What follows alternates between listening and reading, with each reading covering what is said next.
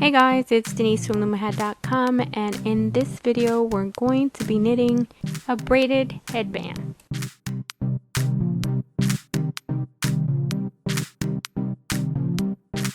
And I want to thank Promise Learning and Shanti Styled Me for covering the cost of closed captioning. Let's begin with the cast on. Secure the working yarn to your anchor peg. Any simple knot will do. And then you're going to wrap 5 pegs. So 1, 2, 3, 4, and 5. And then you're going to knit flat, so you're turning around. And you're going to knit these 5 pegs.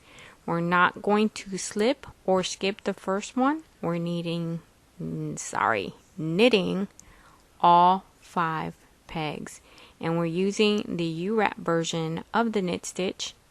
So here's our third one that we're going to knit off. And then you're going to half wrap and knit off. That is a U-wrap knit stitch. Half wrap, knit off, and you're done with your cast on, and we're ready for row 1. And for row 1 we're going to purl 5 stitches. So your yarn is under your loop. You scoop up and create a new loop. Take the old loop off, put the new loop on, and pull. Let's try that again. Scoop up your yarn, create a new loop, old one off, new one on, pull. And that was purl number 2. Here is your third purl. And remember that this pattern calls for 5. So there's purl number 4. And then we're on to purl number 5. And you're done with row 1. And row 2 then calls for knitting again with the U-wrap the same 5 pegs. So we're going to knit flat, back and forth, a row of purls and a row of knit until we have at least 20 inches of fabric. You can have up to 22. So I did 170 rows, and you're going to repeat again a row of purl and a row of knit until you get between 20 or 22 inches, depending on your preference, whether you like it nice and fitted or you want it a bit loose. After you've done a few rows, don't forget to remove the knot from the anchor peg. Once you're done with that first strand, we're on to the second. And so we're going to cut the working yarn so we can have it for the second one. We did these 5 pegs, and now we're going to move on to the next 5 pegs. And we're going to do the same thing. We're going to secure our yarn, but this time we're going to just use the peg that's next to it, since the anchor peg is a bit far. And we're going to go from there to the next 5 pegs and cast on the same way. This one will come off after a few rows, just like we did with the one that was in the anchor peg. And now we're going to cast on these 5 pegs. We're doing the E-wrap cast on, so we wrapped the 5, and now we're going to do a U-wrap stitch in order to complete the cast on. Remember that the cast on does not count as a row. So we're going to repeat rows 1 and 2 until we get our 20 to 22 inches. And remember that I did 170 rows of the purl and knit stitch. You'll do as many as you're comfortable with once you see that your strands are long enough. Remember that you're only knitting these 5 pegs, and after a few rows you're going to remove that knot from your temporary anchor peg, and then we're ready to go to the third strand, where we're going to do the same thing. We're going to cut the yarn and secure it to the peg next to the next 5, because of course the anchor peg is way too far, and we're going to cast on the next 5 pegs, doing the same thing we did the 2 other times. we're using the E-wrap version of the the U-wrap version of the knit stitch, and then we're going to repeat rows 1 and 2 until we have those 20 to 22 inches. Basically, we're doing a garter stitch with 5 pegs, and we're doing 3 strands. So here were the first 5, right? We finished right here.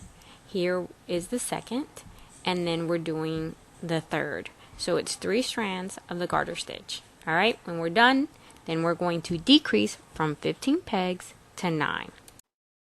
So here are my 3 strands, and you can see that I finished there, there, and there, and you see the strings that I left behind.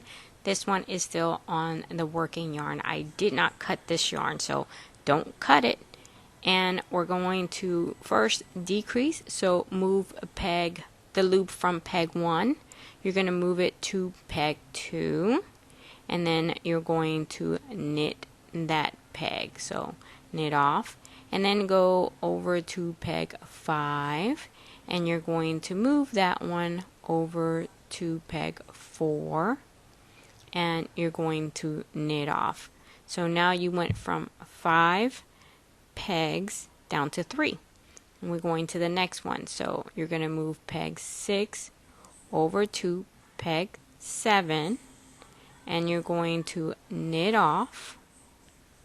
Now you're down to 4 pegs, and so you're going to move peg 10 over to peg 9, and you're going to knit off, and now you're down to 3, and you're going to take these loops off of these pegs, and you're basically going to move them down so that they're sitting nice and snug with the other 3 loops, and those have been moved down. So I'm taking my stitch marker so I don't get confused, because as you guys know, I get easily distracted. I don't want the stitch marker to be sitting there and have me thinking I'm supposed to be doing something that I am not. Alright, so our 2 first strands are nice and snug. I pull out these strings because I am going to use them. I need those. Now they're 3 down, and we're going to then move the loop from peg 11. This is our 3rd strand, and we're going to put it on peg 12, and again I'm removing those stitch markers. I'm going to knit off, and then I'm going to take the peg off of 15 and move it over to 14. I'm sorry, I'm moving loops, not pegs. And I'm going to knit off, and sometimes I don't do too well on my knit offs, no big deal. So here we go, we're going to knit off, and like before, we're going to take those 3 loops and we're going to move them over, and we need them to be right next to the other ones. So we're going to go ahead and remount them to pegs 8, 9, and 10. And now we are down to 9 pegs. Alright, now we're ready for the next part. So at this point, we're going to knit the 9 pegs, and along the way attach the 2 loose strings. So we'll start by knitting the first 2 pegs, and then we're going to bring that working yarn over by placing the yarn right over the loop on the 3rd peg, and we're going to knit off. Then we're going to take that loose string and the working yarn we now have, and we're going to make a knot to secure things. And if you're like me and you want to really make sure, you do a second one. Then you're going to knit that same peg, and you're going to then go on to peg number 4 and peg number 5. And really we needed to do the same thing with this string here. So we're going to place it over that peg, knit off, and then make a knot. So now the 2 strings are secure. We don't have to worry about them. I made a second knot because that's just me. It's not necessary. I'm going to knit it off like I did with the other one, and then I'm going to go ahead and knit the last 3. So here's peg number 8 and then 9. And now I'm going to turn directions, and I'm going to do a row of purl.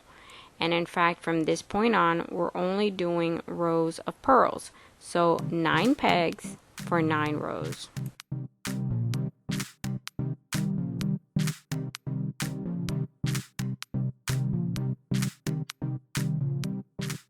Once you finish your 9 rows of purl, we are ready to cast off. You're going to wrap peg 2 and knit off. There we go. And then you're going to pull that loop from that second peg and move it over to the first one. And you're going to knit off. And then take that loop and move it over to the second one. This is a basic bind off, and it's worked over 2 loops. So again, you wrap your second loop, take that loop, move it over to the first one, tighten your working yarn, knit off, and then take the loop off of the first peg and put it on the second one. Repeat the process until you have no more loops on the pegs. Sorry that I sort of start going off camera, but stay with me. It gets better.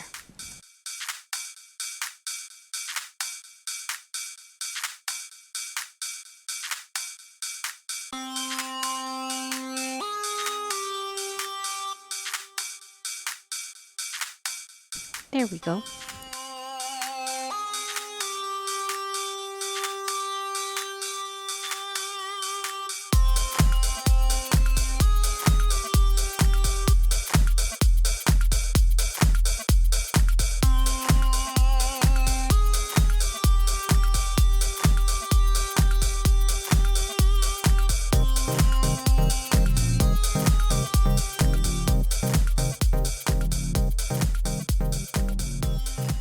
Alright, you're down to the last loop. You're going to do another knit off on that same loop.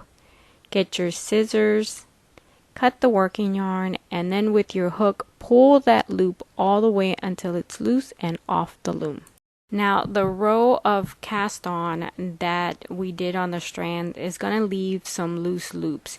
You can leave them that way, it doesn't matter because we're going to sew them on, but I did tighten mine up, and I am not going to go through the whole process with you here. I'm going to show you more or less how to do it, but I'm going to give you a link to a complete video that will show you how to tighten your loops, and so find the link in the description. Now I'm going to show you how to weave in these loose strings. This is what was left over, and I'm using them not just to weave in the strings, but to reinforce that knit line between us finishing up these 3 strands and starting the row of purls. There's like a little gap, and so when you weave in the ends, if you can, it's a good idea to go ahead and just reinforce that one row, and that's what I'm using these strings for when I'm weaving in. And then the one very tip, that one I'm weaving it in through the sides. You can go through, feed it through as many loops as you want to, or as few as you want to. Once you feel comfortable with how far you've taken them in, go ahead and cut off the excess yarn. I've got a little boo-boo on my yarn. And now we're ready to go ahead and braid our 3 strands. And so I take my left strand and I put it under the middle strand. Now that is the new middle. Take the right and put it under the middle. Now you have a new middle. Take the left and put it under the middle strand, and now it's the new middle. And then go to the right and put it under the middle strand, and now it's the middle, and you have a new one. Take the left one and put it under that, and it's the new middle. And you're just going to continue to do this process all the way to the bottom until you have no more strands to braid. As you do that, you're going to stretch your stitches and shape your headband. And keep knitting all the way to the bottom, to the very tip of your strands, until all 3 of them are nicely lined up. And then you're going to fold the headband and bring those 3 tips over to that flat part where you did the 9 rows of purls, and just bring them and line them up with your other ones, and it should fit perfectly. And you can sew them really nice and low profile, or if you'd like, you can add a really big button right there. Whatever is going to work better for you, but go ahead and get your yarn needle and let's get ready to sew.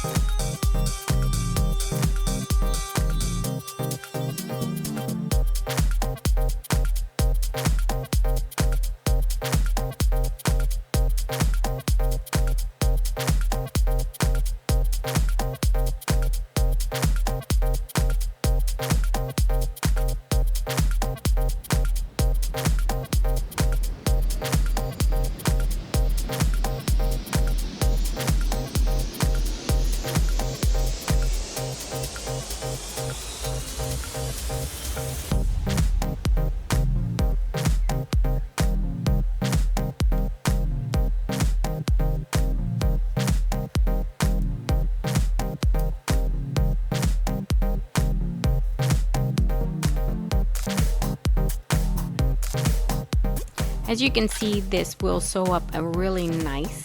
You can't barely tell where the line is. Don't forget to turn your project on the back and sew that flap. You can use, your leftover yarn. And don't forget to cut off the excess yarn. Alright guys, your project is done. Enjoy your headband. Remember to come back.